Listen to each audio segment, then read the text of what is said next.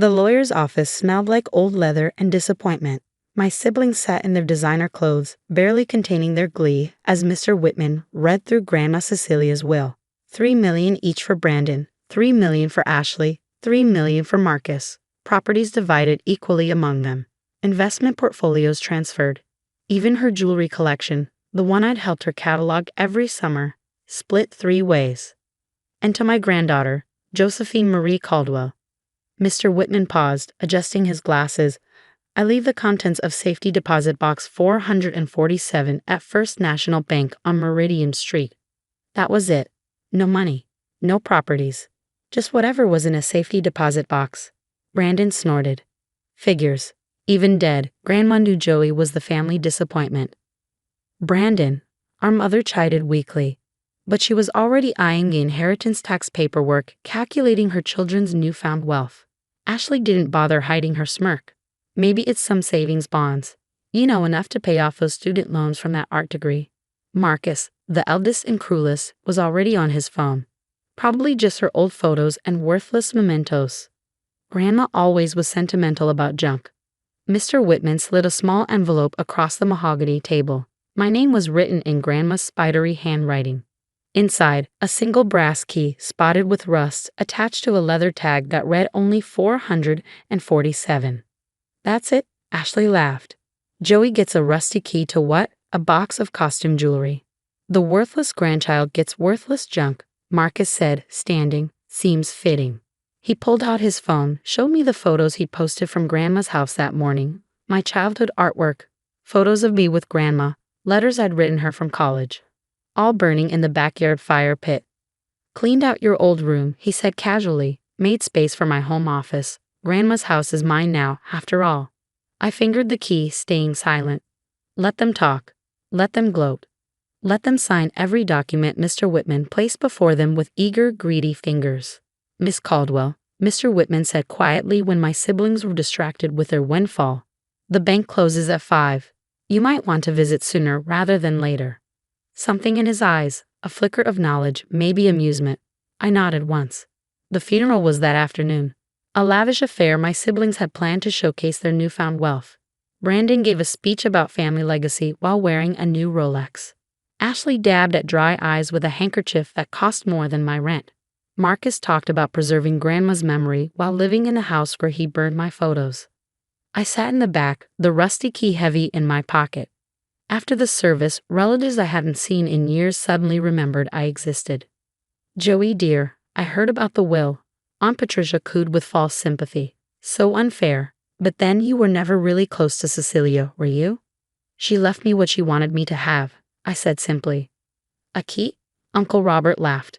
To what? Her cookie jar.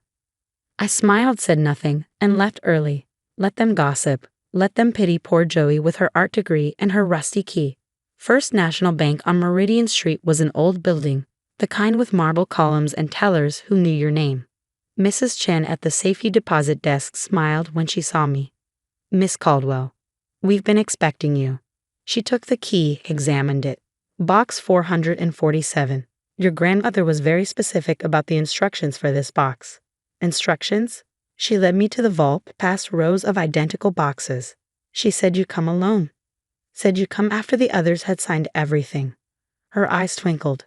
She also said you'd understand why when you opened it. Box 447 was larger than I'd expected. Inside 3 things. 1. A manila envelope, thick with documents. 2. A leather journal, worn and familiar. 3. Another key, modern, silver, attached to a tag with coordinates. I opened the journal first, recognizing it immediately. Grandma's investment diary, the one she kept religiously for 60 years. The one my siblings claimed never existed when they ransacked her study looking for financial records. The final entry was dated a week before her death. My dearest Joey, by now your siblings have gleefully divided what they believe is my entire estate. Let them. The money I left them is real, enough to keep them satisfied and stupid. What they don't know is that the millions they receive represent exactly 15% of my actual wealth. You see, my darling girl, while your brothers and sisters spent their visits asking about my will and checking my bank statements, you spent yours asking about my life. While they cataloged my possessions, you cataloged my stories. And in those stories, I told you everything. Remember the tale about your grandfather's foolish investment in that little Seattle coffee company? The one your father laughed at. Starbucks turned those worthless shares into quite a fortune. Remember when I told you about buying useless land in Austin back in the 70s? The parcels your siblings called Grandma's dirt collection? That dirt is now in the heart of the tech district. The key you're holding opens more than a box, Joey. It opens the door to everything I really owned. Everything I kept hidden from grasping hands and greedy hearts. The documents in this box will lead you to 47 commercial properties across 7 states. Investment portfolios worth approximately $280 million. Art collections in climate control storage, yes, including the monet your brother said was fake. The vineyard in France your sister claimed I invented. The publishing rights to your grandfather's patents. And the crown jewel, the 1,800-acre ranch in Montana where I taught you to ride. All held in trust, all in companies they never knew existed, all waiting for the only grandchild who loved me for me, not my money. There's one condition, my dear. You must never share this wealth with your siblings. Not out of cruelty, but because they've already shown you who they are. Brandon burned your memories. Ashley mocked your dreams. Marcus destroyed what you loved. They chose their inheritance. Now choose yours. The silver key leads to the ranch. Your real inheritance isn't money, Joey, it's freedom. The freedom to create, to live, to be exactly who you are without apologizing to anyone. All my love, Grandma Cece. P.S. Mr. Whitman has been my lawyer for 40 years. He's the only one who knows the truth. Trust him. He has instructions to help you claim everything properly and quietly. P.P.S. The rusty key? It's from my first apartment, the one where I started with nothing. I kept it to remember that wealth isn't what you're given. It's what you build. You, my dear, have been building all your life. I sat in that small vault room and cried. Not from grief, I'd done that already, but from the sheer magnitude of her faith in me. While everyone else saw the struggling artist, the unmarried granddaughter, the one who couldn't afford designer clothes or fancy cars, Grandma saw the truth. She saw the girl who spent summers learning her recipes instead of asking for money, who helped organize her photos instead of appraising her jewelry, who asked about her childhood in Poland instead of her stock portfolio. The manila envelope contained deeds, titles, account numbers, contact information for lawyers and property managers, an empire hidden in plain sight. The ranch alone was worth more than what my siblings had inherited combined. I called Mr. Whitman from the bank. Ah, Josephine, he said warmly, I trust you found everything in order. She left me everything. Not everything, he corrected gently. She left them what they expected, money. She left you what they never understood was valuable. The rest. My siblings. Signed ironclad documents accepting their inheritance as complete and final. They can't contest what they don't know exists. I could hear his smile. Your grandmother was a brilliant woman. She structured everything perfectly. Shall we meet tomorrow to begin the transfers? I hung up and looked at the silver key. The coordinates led to Montana, to the ranch where I'd spent my happiest summers, where Grandma taught me to ride, to paint landscapes, to see beauty in wild things, where my siblings had never bothered to visit because it was too far from civilization. That evening, I attended the family dinner at Marcus's house, Grandma's house. They toasted their good fortune with champagne that cost more than my monthly salary. At least Joey can afford to eat tonight. Ashley laughed, gesturing at the elaborate spread. Consider it our charity. Yeah, Brandon added, already drunk. Maybe we should set up a fund for her. The Failed Artist Relief Foundation. I smiled, sipped water, and let them talk. Marcus showed off his plans to gut Grandma's gardens and install a pool. Ashley bragged about quitting her job to become an investor. Brandon had already bought 2 sports cars. What about you, Joey? Mom asked, trying to be kind. Will you be all right?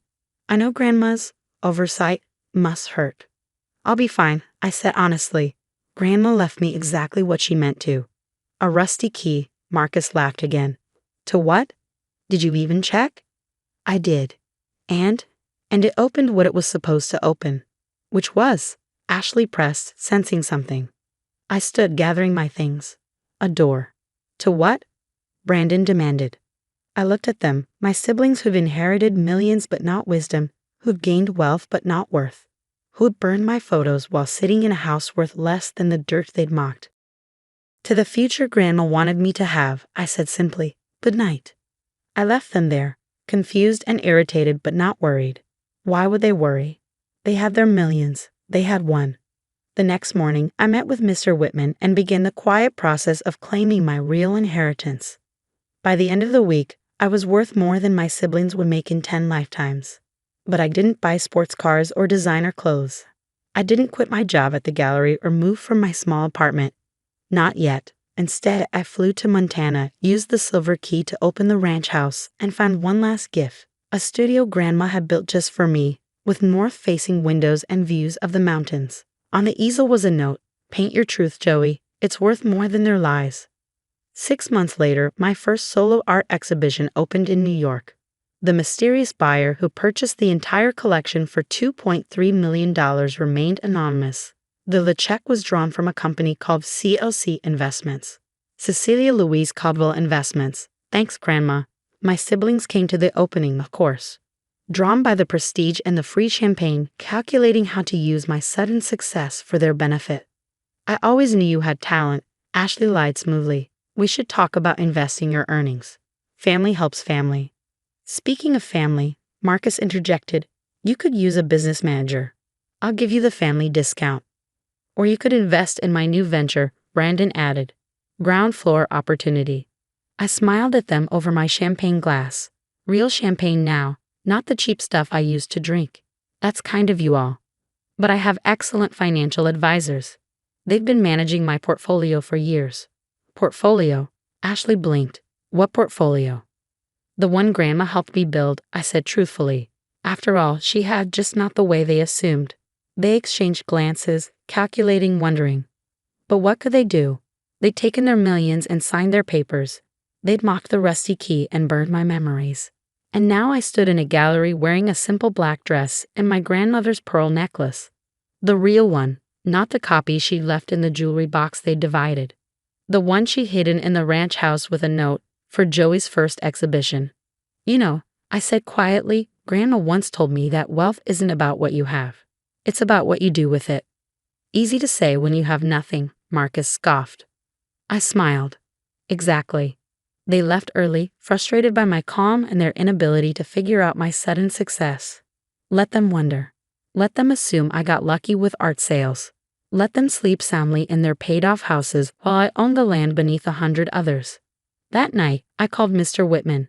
I want to set up a foundation for struggling artists, full scholarships, living stipends, no strings attached. "Your grandmother would be proud," he said warmly. "What shall we call it?" I thought of the rusty key still on my keychain. The key to a first apartment, to humble beginnings, to remembering where you came from. The Rusty Key Foundation, I decided. For artists who have everything but opportunity. Perfect. And your siblings? They got what they wanted, I said. Money without meaning. Wealth without wisdom. Exactly what they deserve. I hung up and looked at the gallery walls, now empty of my paintings but full of promise. Tomorrow, I'd fly back to Montana. I had a ranch to run, properties to manage, a fortune to shepherd. But tonight I raised a glass to the woman who saw me clearly, who gave my siblings enough rope to hang themselves with greed, who left me a rusty key that opened every door that mattered. Thanks, Grandma, I whispered, for knowing the worthless grandchild was worth everything. Somewhere in her house, Marcus slept soundly, never knowing he lived in the smallest property in Grandma's true portfolio. Ashley dreamed of investments, ignorant that her millions were pocket change compared to the accounts she'd never known existed. Brandon polished his sports cars, oblivious that I owned the dealership where he'd bought them. And I held a rusty key and smiled. Because Grandma was right, they'd chosen their inheritance, cash they could count and spend and waste. She'd left me something better, everything else. The key to her first apartment, the deed to an empire, the knowledge that being the worthless grandchild had made me the only one worthy of her real trust. $3 million had bought my siblings' silence, their signatures, their willingness to write me off. It was the best investment Grandma ever made.